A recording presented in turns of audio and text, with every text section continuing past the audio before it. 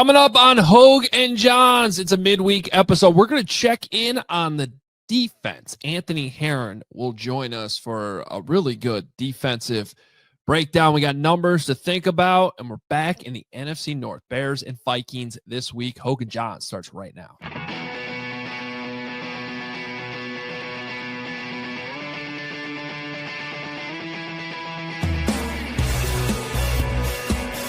What's up? Welcome in. Hogue and Johns back with you into week 11 of the NFL season. And your 6-3 Chicago Bears are in the playoffs today. Playoffs? Playoffs? As the 6th seed right now. They would face the Detroit Lions if the playoffs started today. Yes. Road game in Detroit. A lot to be figured out, though. 8 games left. More than a lot. Here, I'll share a quick story because I forgot to mention this on CHGO Bears yesterday. So we had Cole Kmet on CHGO yesterday. If you missed it, go check out Tuesday CHGO Bears episode. We pre-recorded that interview, so when he logged on, quickly brought up, "Hey man, you're in first place." Dude had no idea. And like for real, like this was off air. He's like, "Really?" Like, we got a long way to go before we're thinking about that. So good reminder. But it's fun for the fans to be checking that. And it's fun for Kevin Fishbane and I to be in a race to see who can screenshot the standings and put them on Twitter first. He's tough to beat with a lot of things because I believe he does a lot of it just laying in bed. First thing he does, snap counts. I'll get that before everybody else. I'll do it Bam. While I'm in bed. Boom. Yeah. Here it is. 7 a.m. We had that debate on CHGO the other day because Carm just calls it Kevin Fishbane's snap counts. And I felt the need to clarify that they're actually the NFL snap counts, and he is just screenshotting something that is readily available to all of us. It's not like he's sitting there counting snaps. No, yeah, okay. I will correct you. He actually does during the game, just to have an idea of what to look for. But then I know, but then why? But if he posted those, then they would be Kevin Fishbane snap counts. He does, and sometimes he does post those during the game. Well, he tracks them, but I think he uses the more official ones, which come out the day after the game in the morning. How does he do that, by the way? Like he counts all 11 players every single snap? Yes. Only on offense, not on defense. I would think you'd miss so much. Yeah, I've told him that. But that's how he's covering it. Okay. We all cover the games in different ways. We do. Yeah. We do. Some people stand outside on the balcony with a cigar and an iPad the entire time. Yeah, I do not do that. I have like the running play-by-play provided by the NFL, like going Same. Live on my laptop. And then I'm usually watching the sidelines for different things, but that's what I do. The problem I have now that I'm not at the games is that running NFL play-by-play updates like immediately. It is so far ahead of the broadcast. There were a couple times on Sunday your tweets were ahead of the broadcast. But the play-by-play, I actually have to, I leave it open because I'm like constantly checking it to like go back a couple plays or check the stats or whatever. But I have to actually like leave my roster card like covering it because otherwise it'll just give away the play. Sometimes it's like 2 plays ahead. So, yes. So we have the broadcast on as we're watching the game. Usually I like watching the play and then I turn to the broadcast to watch it again. But the broadcast this past game was 2 plays behind. So for me, it was watching the play. Then I watched the Jumbotron to see the replay again. And then maybe if I had time and the moments were right, I'd watch again on the broadcast. But there's been times where I would just tweet like, wow. And it would freak out fans because at this point, that wow could mean all sorts of different things, either good or bad for the Chicago Bears based on how this season has played out. Well, welcome in. We got a lot to talk about today. We always kind of do a little reset in the middle of the week, and obviously there's been a lot of talk about Caleb Williams and the offense, and rightfully so.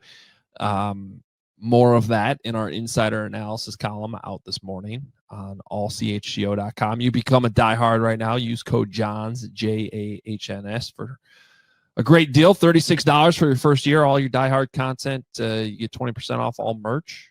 And our new Hogan Johns collection is out.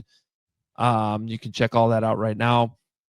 But we also thought it'd be a good idea, Johnsy, to get a sort of a reset on the defense this week. It's been a grind. The defense has been grinding. They haven't been great, but they've been good enough that this team has won 6 out of 7 games. They're winning the grind. Yes. Although it's been quite arduous because of all the injuries. A lot of injuries, not a lot of pass rush. That's a bad combination. But they've been grinding, and they've been seemingly very well coached. So we thought it would be a good idea to bring in Anthony Herron, played defense at Iowa, the NFL, multiple places in the NFL, and has been, in Chicago doing some great Bears and football analysis. He calls games too for Big Ten Network, NBC. He's on Fox 32 on Sunday. So he's pretty dialed in on what's going on with Dennis Allen's defense. And we pre-recorded this with Ant. So we're going to do a quick change of clothes and stuff like that, as we were trying to record this last night while the Northern Lights were going on outside. Didn't see one bit of those Northern Lights thanks to the Chicago street lights. Well, that's why you should move out to the burbs. Not going to have it. There were pictures from the city, though.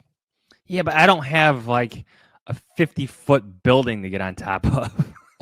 You don't need one. You just got to be looking in the right direction. And also, honestly, last night you kind of needed your phone to see it really good. The camera picks it up better than the naked eye. Anyway, Anthony Herron. This is a really in-depth, good conversation on some of the things that Dennis Allen's doing with his defense. So lock in, pay attention. I think you'll learn a lot. Fun conversation with Anthony Herron here on Hogan Johns. All right, let's bring in our guy, Anthony Herron, a great guest to have to especially talk defense, which we want to do with you here. You can hear Anthony Herron on The Score all the time, Big Ten Network, doing games. Good to have you on the show. The Adams. Yeah, it's good to chop it up, talk some ball, man. We're looking forward to it. Be careful. I think Adam probably has a whole long list of Wisconsin questions to get in here. But no, I don't want to hear those answers, so I won't even ask the questions. Good. We can stick to the Bears. just checking. Well, let's start with this. How good of a job is Dennis Allen doing with the players he has, the injuries that I don't think are discussed enough, especially in the secondary? What type of job do you think Dennis Allen is doing at this point in the season? So with the pieces he has to work with, and I've been around DA, like going back to his time. I was with the Atlanta Falcons 2004, 2005. So I was really early in his football career. And so at that point, he was kind of a low-level defensive assistant with the Falcons. And back then, really detailed guy, fairly serious guy about just kind of learning the craft. And just seeing him ascend over the years, of course, through the league, and what he's doing with the Bears right now, and that same detail that he's coaching these guys in, to be able to have various pieces from the secondary to the defensive front, having guys in and out of the lineup and still figuring out how to piece it all together. Been really impressed with it, because it hasn't been sort of a one scheme fits all approach. He's swapped guys to positions they've been uncomfortable with. He's had DBs coming in and out. He's, from my understanding, taken some player input on some of the things that they've done schematically as well. And so to have his principles that he really believes in, and his approach that seems to be benefiting certain guys like Tremaine Edmonds and others, but also to be malleable and say that I think I've got an idea now for where this guy can fit into a certain spot within my scheme. It's been really impressive. They are not one of the top defenses in football, but they are finding ways to consistently play a role in how the Bears are managing to win so many games so far. So what has been like? Sorry, Adam. Like you used the word impressed and impressive. Like what has been more impressive? Like their takeaways or their third down success? I'll say the takeaways just because they're so impactful. The third down success is stellar, but the takeaways can shift the game in such a way because not only do you thwart that opportunity that the opponent has to drive and score points, but you do also provide that intangible edge to your team where your offense gets to take the field with energy in a sudden change scenario against the opposing defense. And we're seeing a Bears offense that's now growing and putting itself in position to maximize those opportunities more. But between those two options, I'll go with the takeaways just because, when you're gauging wins and losses throughout a football season, a defense that takes the ball away, that gives their offense additional possessions, thwarts those opportunities for other teams, that historically has really equated to wins at a higher level. Can you give more specifics on what you're seeing in, some of the week-to-week, game-to-game changes that he's making, whether that's mixing up coverages? Like I always go back to that Raiders game. Like I thought that was a great example of just doing different things from a coverage standpoint that really seemed to confuse a veteran like Geno Smith. And then there's probably some other games where you probably look more at like the blitzes and different pressures, simulated pressures that he's doing. Can you kind of go into that a little bit more? And I love the examples you use of the Raiders game, and to be able to, in his first season, to gain the trust of some veteran players like, Kevin Byard. No one's intercepted more passes since Kevin Byard's coming in the league than Kevin Byard has. So he's made a lot of plays in this sport, but we're seeing this enhanced version of Kevin Byard over what he was last season with the Bears, and to be able to work in concert with Dennis Allen on some of the responsibilities that he has as a pass defender, center fielder, communicator in the secondary, and what the Bears do, because he's not afraid to play man coverage, but with no Jalen Johnson, with the stretch of injuries that Kyler Gordon has dealt with the sort of roller coaster ride that Tyreek Stevenson has been on this season, he hasn't said we're just going to be this AMC defense where it's always man coverage and we're going to press across the board, get into people's grills. That was what the secondary seemed like it could have been capable of back in the preseason, where it was fairly obviously the deepest position on the team. But between injury and performance questions, he hasn't necessarily stuck with that approach, but it still worked for them. Nashawn Wright being a guy that schematically knows, he's been around the block a little bit, but now having the opportunity to be a full-time starter and utilizing his skills. He's got exceptional ball skills. He's a really long corner, but he's not as physical as a Tyreek Stevenson is. So you've seen more opportunity that Tyreek Stevenson has been matched up into the boundary as a player. We've seen Tyreek Stevenson traveling with the opposing receiver at times for certain matchups when he's really had his game going at a high level. And we've seen Kevin Byard consistently as that center fielder, while also situationally being able to be a guy that comes up in the red zone with some run fits or in short yardage scenarios to make plays. So those chess pieces have adjusted almost on a weekly basis, but he hasn't only based it on the opponent. He at times has seemingly based it on what his players seem capable of, what his playmakers are really situated to do in an individual game, and sort of how their game is progressing in that moment. So there's a lot of moving parts to it, and with individual matchups, what he does, and that speaks to the third down question that John's asked a moment ago, because that's where I think schematically he's been at his best, because the blitz package on third downs has been exceptional. But beyond just the blitzes, what he's done in moving the front and positioning the linebackers, you even think to the game the other day, some of the move calls, which the Bears have had in the scheme, but not just saying all game we're going to do a late stem with a move call, but having the linebackers do a move call in some of these situations and forcing the opponent to either flinch or just fully false start. There's a lot that's in this defense that he's been able to implement in really short fashion being in his first season. I wanted to ask you about those third down packages, those blitzes, because like you look at the blitz rates, the Bears are like, I thought they're going to blitz a lot more based on what we saw in training camp. And right now, probably because of some of their injuries in the secondary, they're somewhere in the middle. But then You see them against the Giants where you have free runners at the quarterback. Can you take us through like what you're seeing and what you like about those looks, those confusing looks, I would say, for opposing quarterbacks that they're providing on third downs? And I think that's the beauty of the Dennis Allen approach, because there are some defensive minds you face where you're kind of on 10 every snap as the opposing offense, just knowing that there's some sort of exotic blitz package on the way. And so you're consistently able to prepare for it.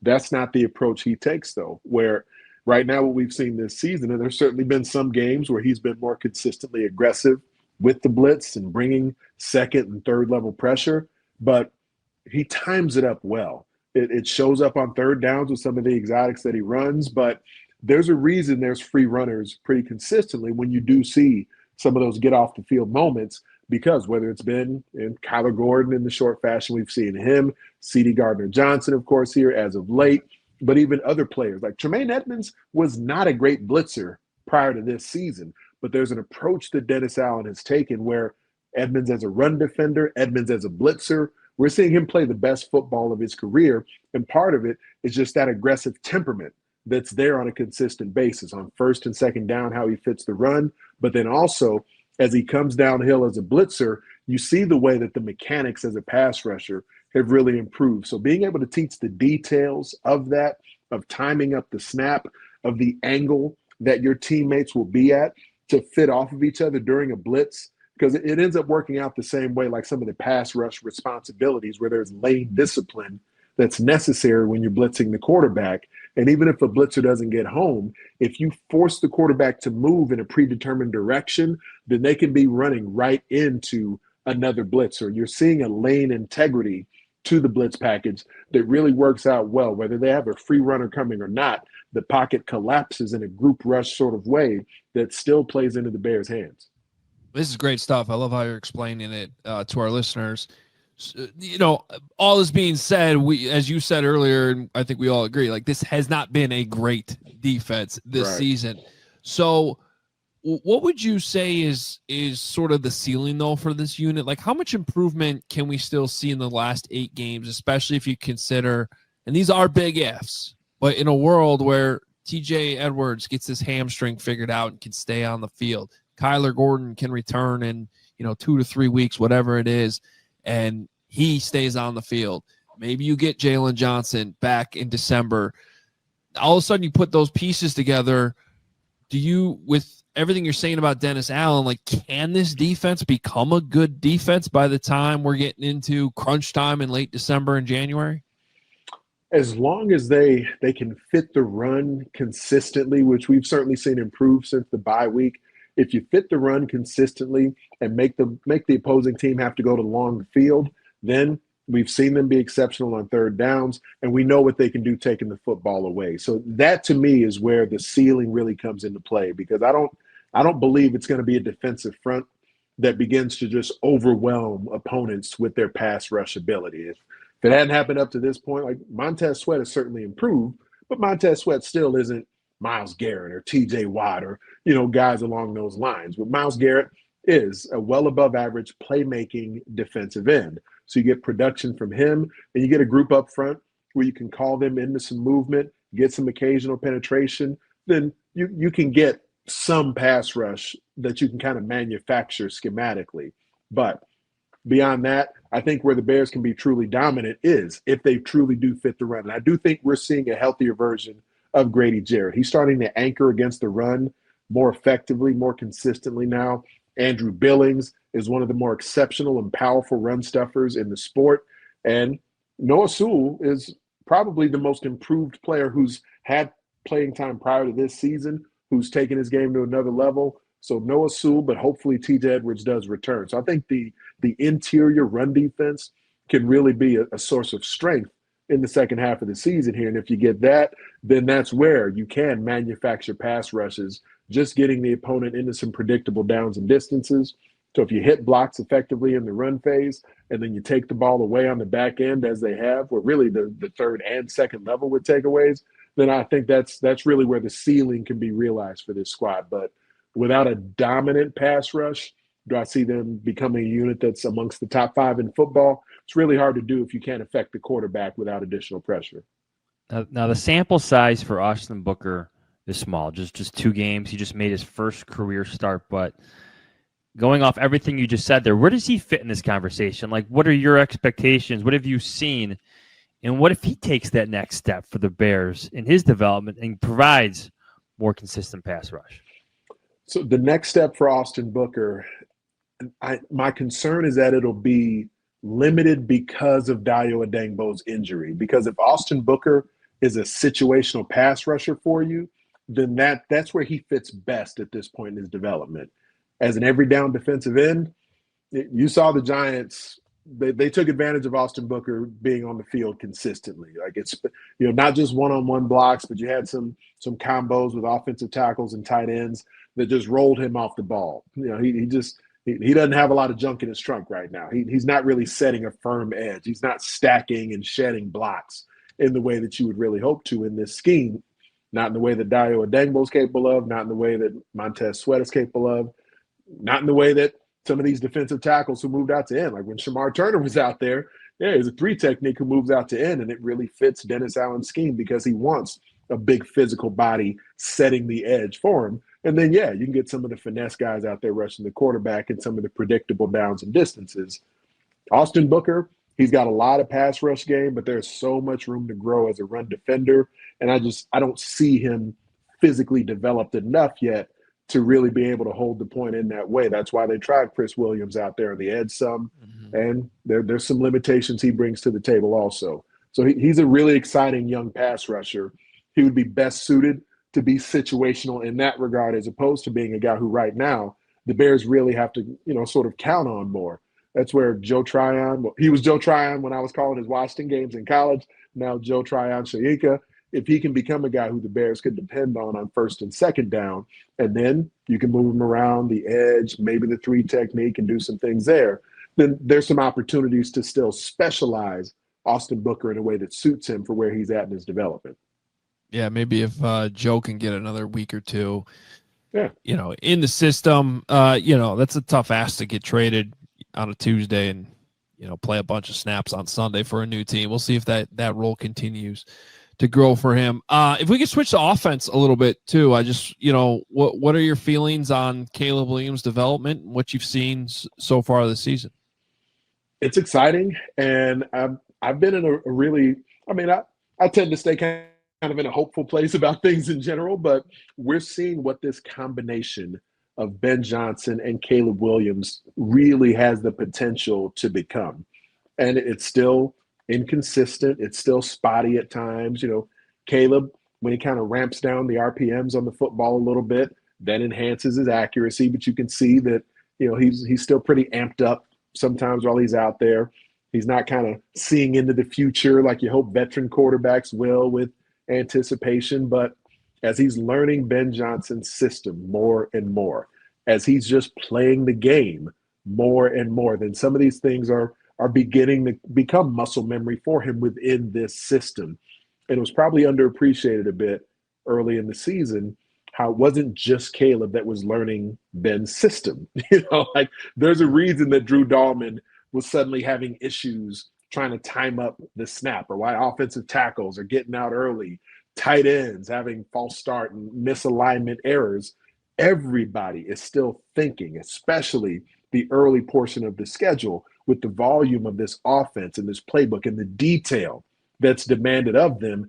Everybody on the Bears offense was thinking a lot early.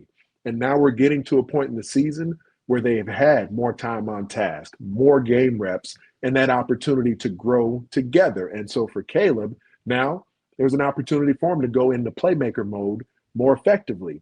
And what I really find encouraging is that Ben Johnson is also now, as he's getting a sense for Caleb, seems to me like a guy who's so detailed in his approach to designing offense. And he knows he's got one of the most beautiful minds in the game for what he can do to get open receivers, to scheme up run opportunities, both with the traditional running back game and with other playmakers and receivers getting the rock in the run game. But beyond that, he also knows he's got a guy who can color outside the lines, who can go beyond the X's and O's as a quarterback And we're seeing Ben Johnson become more not only accepting of that, but kind of leaning into that a little bit, enjoying that, recognizing that it can make his life easier as opposed to just having to outsmart the opponent every individual snap. So as Ben Johnson and Caleb Williams just get more accustomed to each other, not only will Ben continue to develop Caleb's game along with Declan Doyle and JT Barrett and others, but I think also Caleb will continue to show Ben ways that he can be trusted to do things, to have those special moments, but also, just to operate well within the confines of the play design. It's I've had a lot of stuff to say. I've had a lot of shade for a lot of offensive play callers in this city over the last decade-ish, but it's a special thing that I think we're in the infancy of between Caleb and Ben. Just a decade, huh? I could go longer than that. What do you? Let's stick with that a little bit. Like, what do you make of him? Of Ben Johnson, multiple times now, like on the record, talking to the media in various situations, whether it's over Zoom, whether it's at his news conference, basically saying that, like, I don't like my play calling in this situation. I don't like my third down package here on Monday that I had on Sunday against the Giants. What? How would you analyze that? Like, even as a former player, like, what do you make of your head coach saying things like that? As a human being and as someone within a locker room, like I think back to the first couple of years I was with the Detroit Lions. Marty Mornhinweg was our head coach, and he so obviously was not comfortable with the big whistle and felt like he needed to exude a level of authority and control that he really didn't emanate, that he really didn't possess. He was kind of like trying to be something that he wasn't, as opposed to just being comfortable in his own skin. And Ben Johnson is so confident and comfortable in his own skin where, yes, he can be on the headset MFing whoever's upstairs that he's MFing. He can be demanding of his players all week, but then also can call himself out for things schematically that he could be better, things situationally where he needs to improve, and to talk about it with comfort that he is a first-year head coach who's learning on the job. And I just love that as a human, because everything I heard about him from folks I spoke to in Detroit as the Bears were in the process of hiring him is, yeah, you got one of the great offensive minds in the sport on the way to the Bears. Now, the other stuff, we got to wait and see, because Dan Campbell was the big influence in Detroit. Dan Campbell was running the show, and Antoine Randall was up in front of the team more than Ben Johnson was. So there was some uncertainty just on what his true macro level leadership style would be. I couldn't be more impressed than how I've seen him handling himself and the comfort that he's done that with. And it's comfort with authority. He's comfortable being in a position of authority while not lording it over everybody and not being willing to be self-deprecating or to be self-effacing in the way he evaluates his own role and his own job in that. And I do believe that, like I was kind of referencing a moment ago, we're also seeing a coach who, within his recognition of how important those details are and still being willing to say, like when you guys are up there at Hallis, hey, here's where Caleb could have been better. Here's if he's on time or accurate with this, what we were trying to hit on a certain shot play, or here's where he could have checked it down. But also, more and more in recent weeks, yeah, he bailed us out. Yeah, he makes my job easier with some of these things he's doing and extending the play and scrambling. His legs are dangerous. And I've been saying it for a few weeks on Fox 32, just thinking about guys like Donovan McNabb early in his career, Steve McNair early in his career, Ben Roethlisberger early in his career.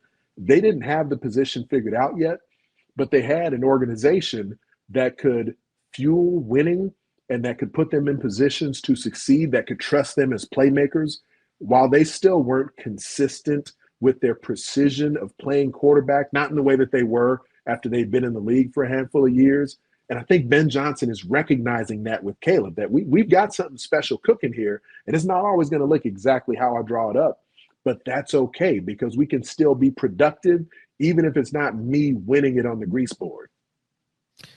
On the way out, I want to ask you about the NFC North and just kind of what you're seeing. One of the points I made in our insider analysis column that John Z and I do every single week this week was, the Bears might not be the best team in the North yet. I think that nod still goes to the Lions probably. But I do think they have the case to be made that they're the only team in the North this year that's improved from last year. Like the other three, the Packers and Vikings, I think, have clearly taken a step back. And the Lions, Dan Campbell had to take over play calling this week. So I still think they're the class of the division and the favorites to win it. But are they as good as they were last year? So at least it feels like the Bears are the one team that could say, hey, we got this thing pointed in the right direction.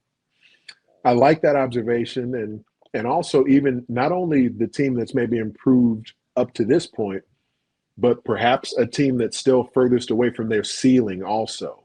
And I certainly haven't evaluated the three other teams in the division as much or as consistently as the Bears, but those other squads are more established. Aside from the quarterback in Minnesota, the Vikings have a lot of established talent, established coaches, established playmakers. Detroit and Green Bay do as well, even though there's still some relative youth in spots in Green Bay. But we know a Packers organization with a head coach and a quarterback and linemen, playmakers who've been through some things in recent seasons. The Bears are still figuring a lot of this out.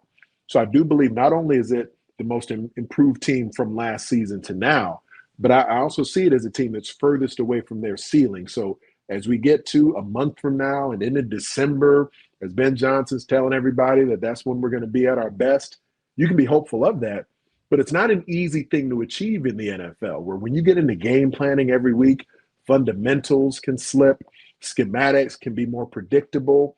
Ben Johnson has no interest in being predictable. Ben Johnson has no interest in allowing folks' fundamentals to lack off and slack off. So I do think this is a Bears squad that should continue to ascend in a way that maybe some of these other teams in the division won't. Now, that's a very glasses half full way of looking at it, and it's more hope than really a definitive sort of stance on how this thing is going to go. But I do believe that's a position the Bears could find themselves in, because there's a lot of meat on the bone, and it feels like they recognize there's a lot of improvement they're still capable of.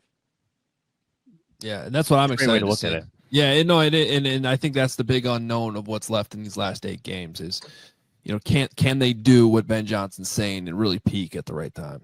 Let me ask you guys one thing, something that's kind of been rattling around my brain a little bit about Caleb, and I know you guys watching as closely as anybody. Does Caleb look quicker, faster, more sudden and explosive as an athlete to you guys? I know he could scramble in college, and he showed some mobility last year, but the way not only the way he's eluding tacklers and kind of the sixth sense end of it, but that 17-yard touchdown run when he turns the corner and it looks like a couple of guys have an angle on him and he just jets into the end zone. He didn't look like he was moving like that to me last season. Does that jive with the way you're seeing him? He's got like this little skip in his step too, where like you think that a defensive end, whomever's chasing him, he's going to trip him. But like every single time there's that little leap or jump that leads into a sprint. And I've just taken more note of that. Like he's doing that again. Like he's breaking contain. Here comes the dive. Here comes the ankle tackle attempt. And you know what? He's still up. he's still running.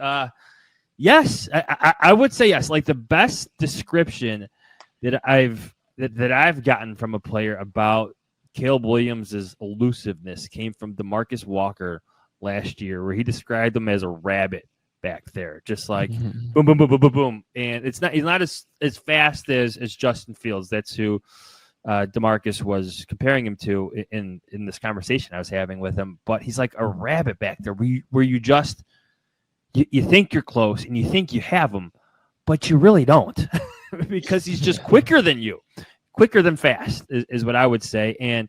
But some of that speed, I think you saw some of that against the Giants down that sideline, at least near sideline to us, especially to get into the end zone for that touchdown.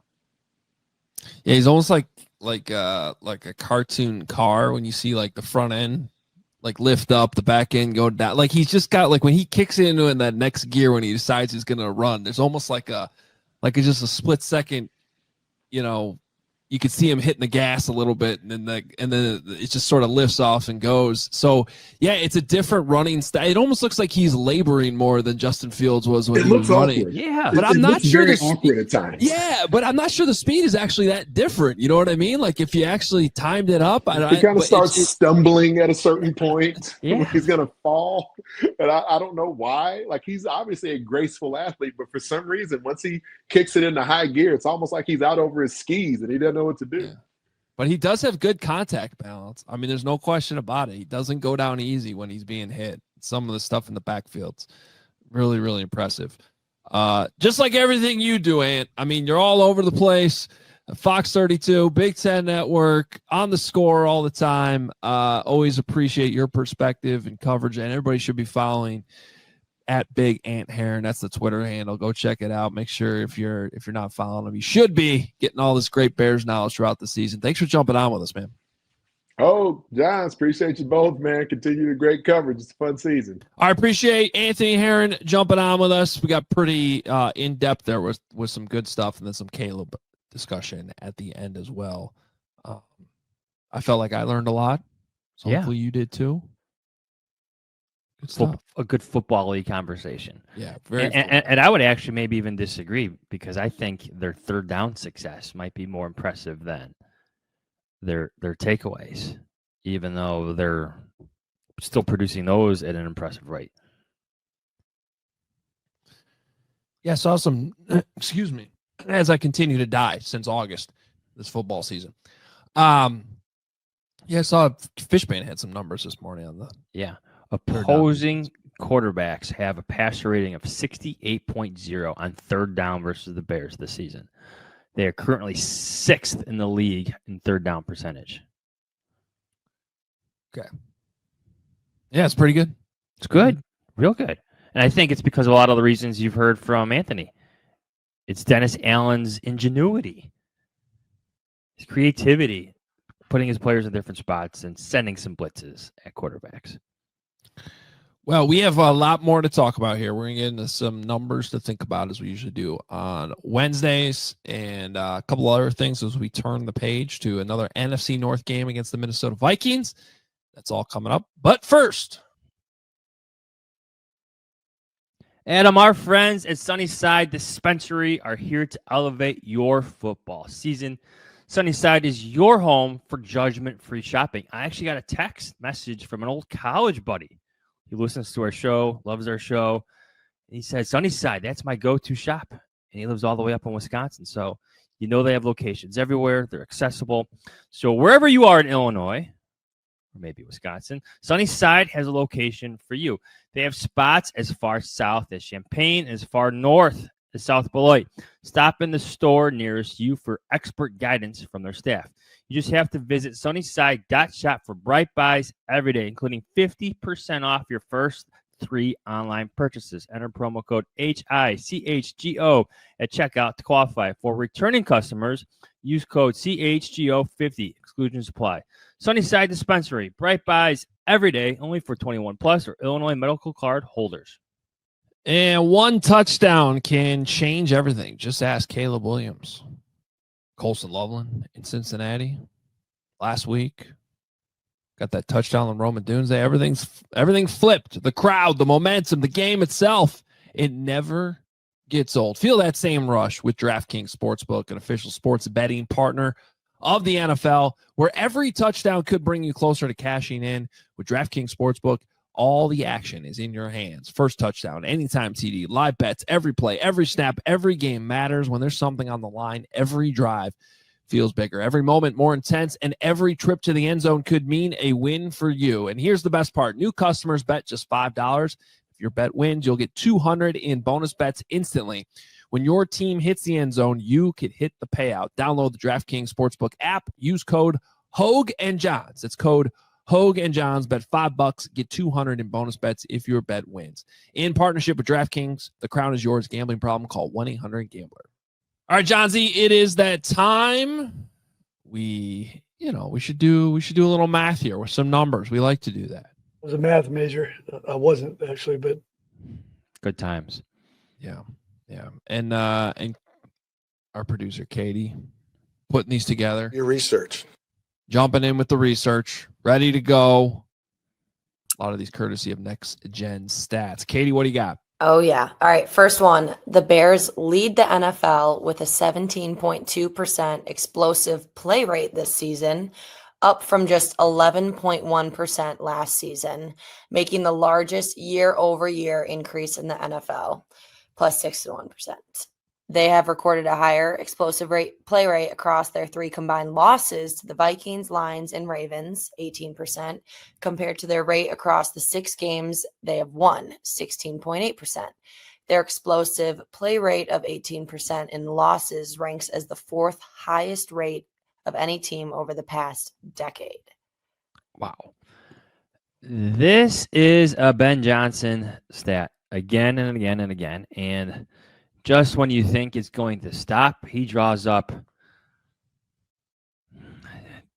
dagger concepts at the right time against zone coverage, and there's Colston Loveland like running over the middle. I just think for a head coach who is on the record saying that he hunts for coverages, he's finding the right coverages for his explosive plays. I don't even know what to make of that last part about how they actually have more explosive plays than their losses. But I do think that is an indication. I mean, really, I feel like we've been talking about this since week 1. That they've been consistently explosive throughout the season. They've been at or near the top throughout the entire season. So that when you start talking about consistency over a larger sample size, that's, I think we can definitively say that this Bears offense is explosive and will continue to be explosive. And I think we tend to think about that strictly in the passing game, and when in reality, 10 plus yard rushes count as explosive plays too. So it's both the passing game and the running game, and the Bears continue to do this. Yeah, I'm glad you brought up the running game because it's just been so dramatically different since the bye week. And I think that's one reason why you see the Bears now atop the league in explosive plays, because Ben Johnson got his run game to work. Theo Bennett at left tackle. It's clicking. Darnell Wright throwing guys around, literally left and right. It's been impressive to see. All right, what else we got, Katie? All right, next one. Colston Loveland has played on 67.5% of the Bears' offensive snaps since week 6 after playing on just 31% of snaps prior to their week 5 bye. You know what I like about I made mention of this on Monday's show too. Every fan base, media, like whatever, like is always gonna like have reactions, and sometimes they're overreactions and sometimes they're completely fair reactions.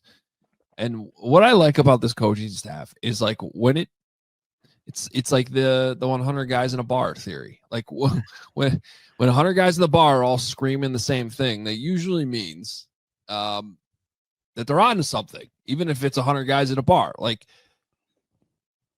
and that's what I think about this with Colston Loveland. Like, we kind of all reached a point. Remember this, like, a few weeks ago, maybe about a month ago, where we're like, all right, it is time to get Colston Loveland going here. It is just time. Whatever's been holding them back, the shoulder, the injury he had in the season, like, it's just time to get him going. And so snap counts go up, targets go up, production goes up. Obviously, he has that breakout game a week ago in Cincinnati. And now it feels like, John Z, it is that time for another high draft pick, Luther Burden. And it's not just 100 guys in a bar or us on this podcast. It's also the head coach. And he did this with Colston Loveland too about a month ago. He's like, yep, all right, yeah, we know the production hasn't been there. We're going to work on it. Same thing with Luther Burden. On Monday, Ben Johnson's like, yep, probably should get him more snaps, more reps. And, he was at 49% of the snaps, and I have a feeling he'll get even more this week. And it'll be interesting when Kevin Fishbane tracks his snaps in the middle of the game and then wakes up on Monday morning and puts out the NFLs from his bed. If Luther Burden has more snaps than Olamide Zaccheaus on Sunday in Minnesota. I think that's a safe bet. I think it's a safe bet. I think the Bears will continue to use 12 personnel, so you'll probably see like that will play into the snap counts of Zacchaeus and Burden as well. And I think Cole Kmet, he's going to have an important role. Did he say on your podcast yesterday that was this is his first year really playing fullback in the backfield like extensively? Yeah.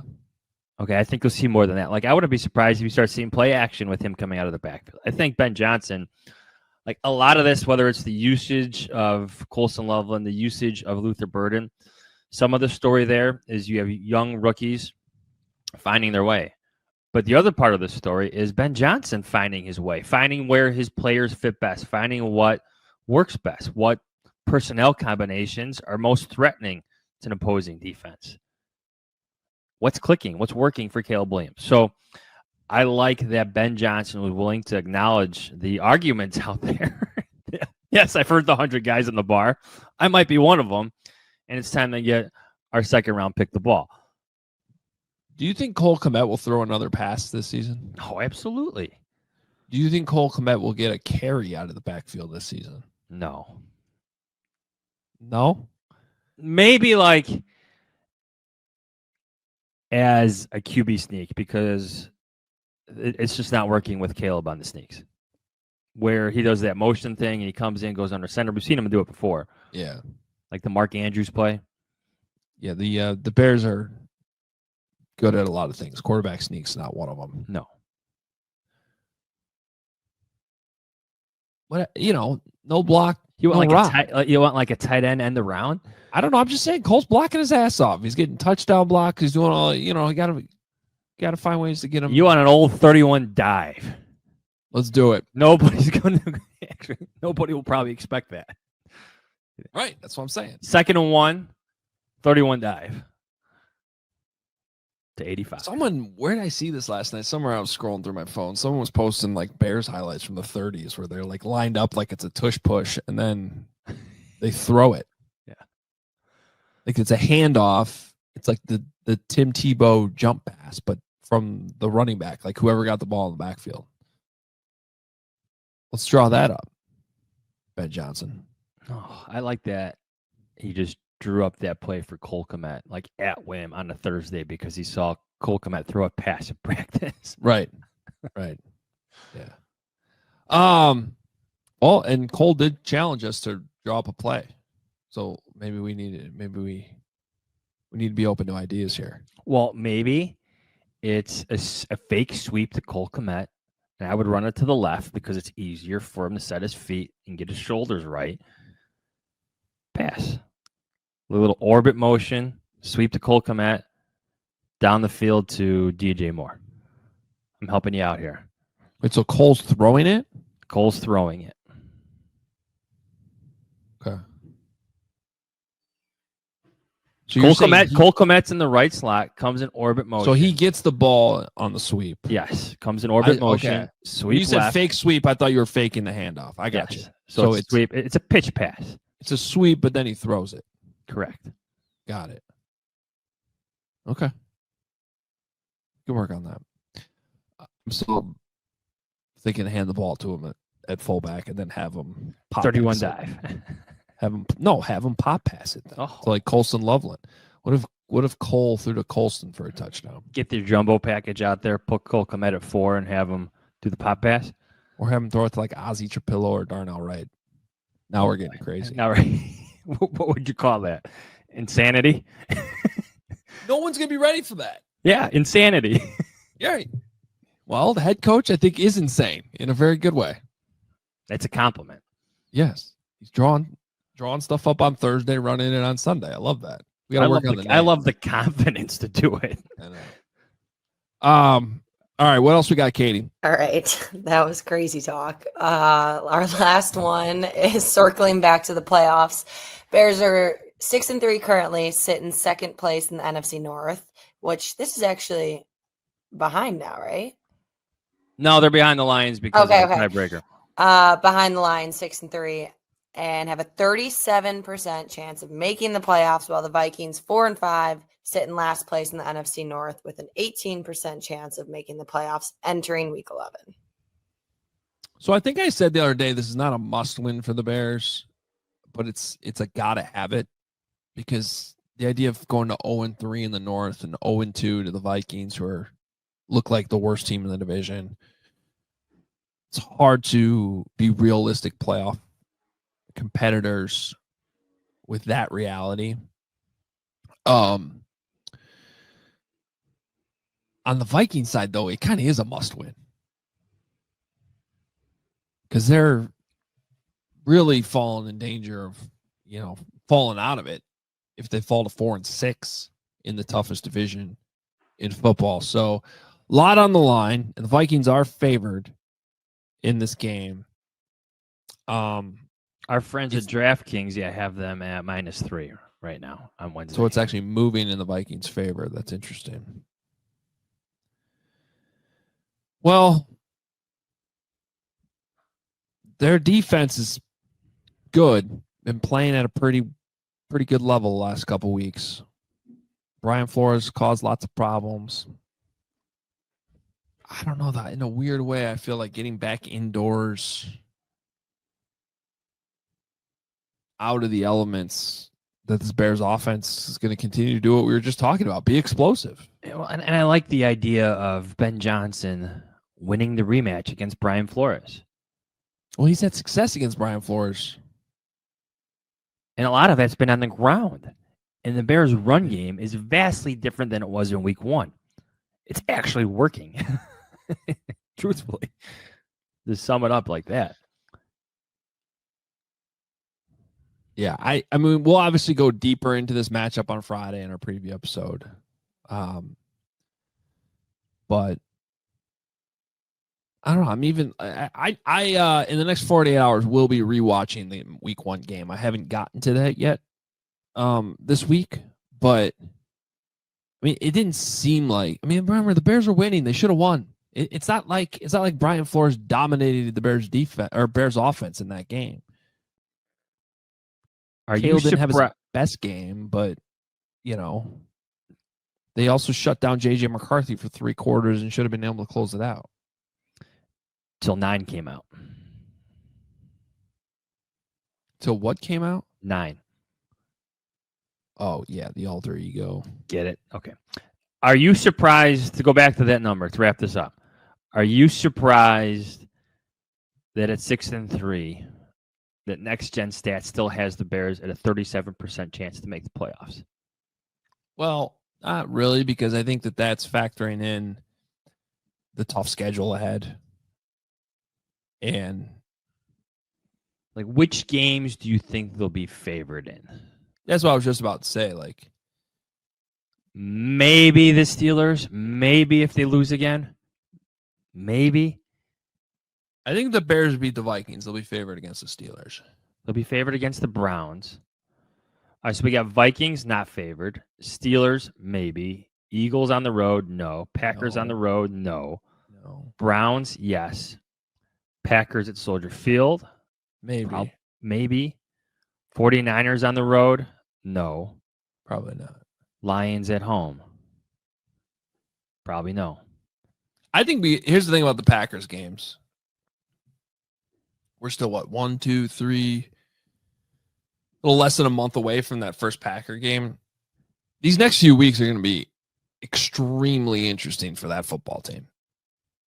They are teetering. Their offense is struggling.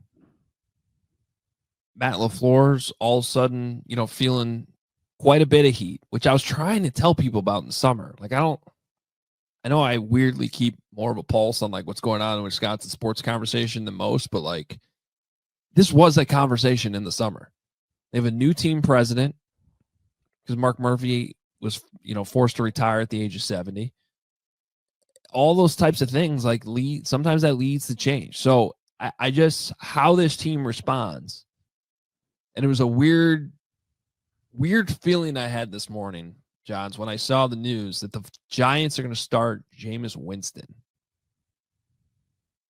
on Sunday. The Packers play the Giants. New head coach boost? New quarterback boost? Can we rule out the Giants upsetting the Packers this week? I want to say yes, but reading Matt Schneidman's column about the pressure that Matt LaFleur is facing. Matt Schneidman, friend of the show, he's on The Athletic. You know who he is. I didn't realize that once their new president took over, what's his name, Ed Policy, that he kind of left his GM and head coach without contract extensions. So, like, if after this season, both of them only have one more year remaining on their respective contracts.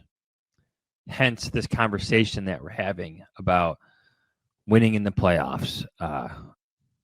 Despite all this regular season success for Matt LaFleur, it's about postseason success now. That's how it's going to be defined. Now, I would safely assume that the Packers will be reasonable and probably offer short-term extensions, but I think this is a scenario that is being talked about in Green Bay because guys like Matt Schneidman are bringing it up all the time. Yeah. And Schneidman's done media with Matt LaFleur. He's had the Matt LaFleur show on Fridays. Right. So when he's the one writing that column, I think you got to pay attention to it. By the way, Ed Policy, his father, Carmen Policy, longtime executive of both the 49ers and the Browns. But if you watch the Cowboys documentary on Jerry Jones that was on Netflix, he was interviewed many, many times because in the heyday of the 49ers Cowboys rivalry, like he was the guy in charge of that 49ers team.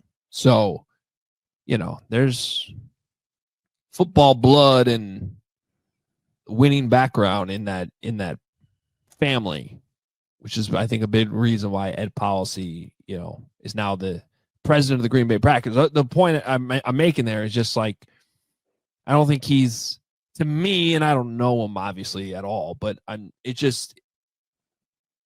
it raised my eyebrows because even Mark Murphy got a little impatient and sort of restructured things back when that last year Mike McCarthy went into that season. He restructured who was reporting to who, and then Mike was out. And so anytime these types of changes happen, you got somebody who wants to make a stamp on an organization, we know how the politics within the NFL work. And I think you just have to take note. That's what I mean by, I think these next few weeks, by the time the Bears go to Lambeau, what is that, on December 7th, I believe? What do the Packers look like? I don't know. Maybe they completely turn this around, but their 3 games are a must-win game they got to have against the Giants, a home game against the Vikings, and a road game at Detroit. I mean, these are going to be big games. Is Matt LaFleur coaching against his future team this week? You mean like he becomes the head coach of the Giants? Giants, he would instantly become one of the most coveted coaching candidates on the cycle. Yeah, probably. I think it's a little premature to be talking about firing Matt LaFleur. Yeah. But we're not the ones talking about it all the time. No, I that's why I was trying to say in the summer, like they're talking about it in Wisconsin. There's a frustration that they play down to their competition and can't win big games. And as good as his overall record is, there is truth to that. And when you start to see an offense struggle as much as they are, well, that's supposed to be his area. Now, his overall numbers, though, offensively, since he became the head coach of the Packers, are really damn good. I mean, they're like top 10 in everything. So that's another thing. It's like, you really want to go down that road and screw with this? Well, it's the quarterback conversation too, right?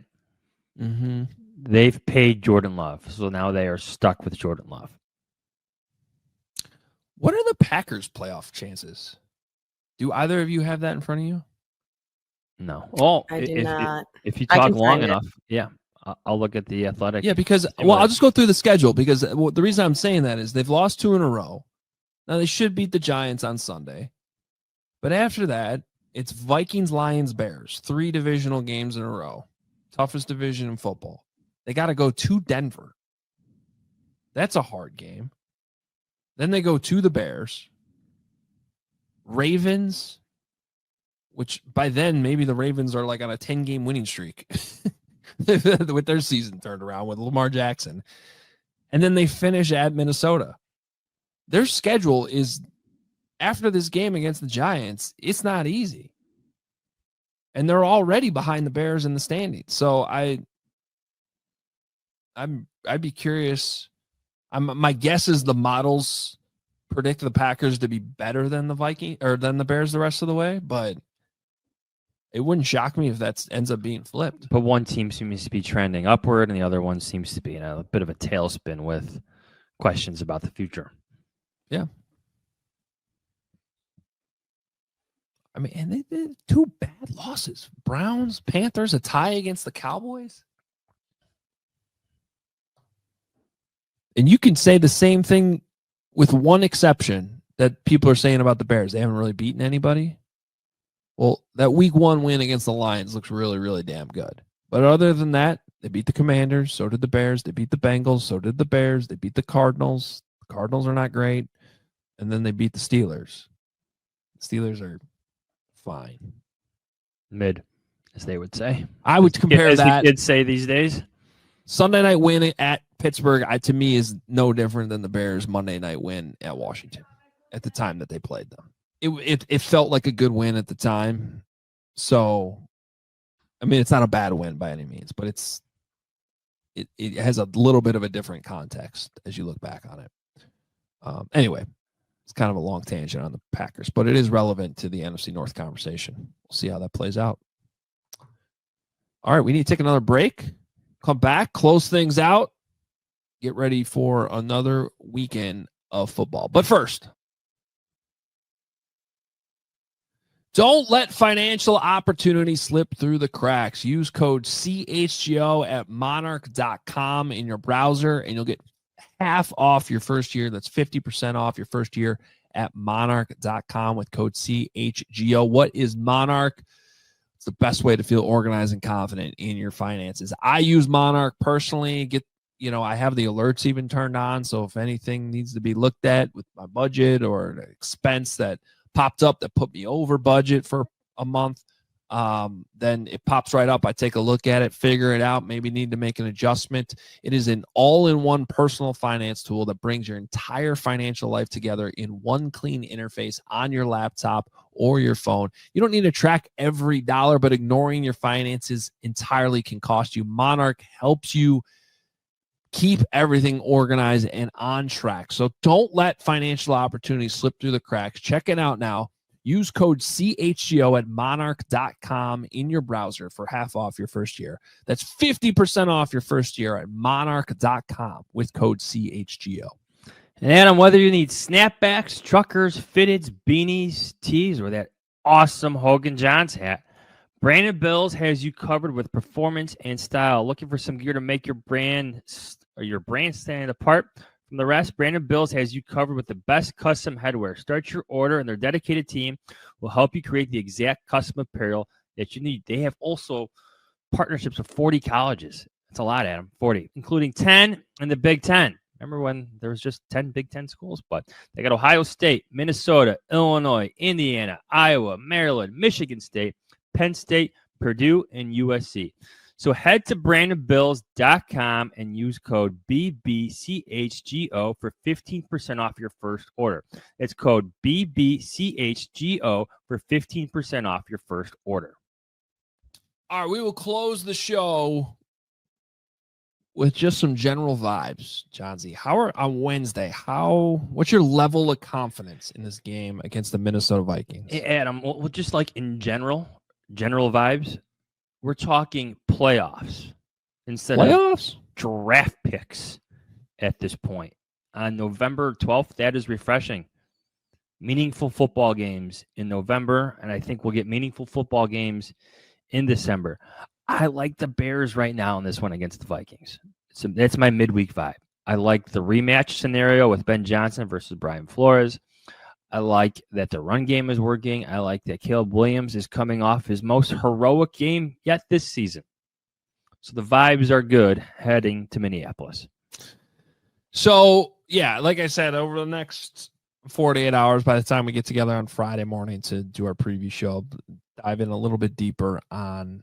I want to go back and watch week 1. I want to watch closer the game against the Ravens the other day.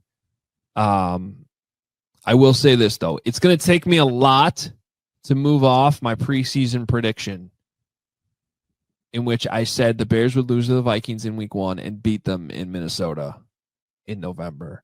And the thinking behind that was that I felt like the Bears would get better as the season went along. Go back to training camp. Remember the pre-snap penalties, just offensively, it felt like it was going to be clunky the first couple weeks of the season, and it was going to take some time. There was, and then it ended up being even worse than we thought from a running game perspective.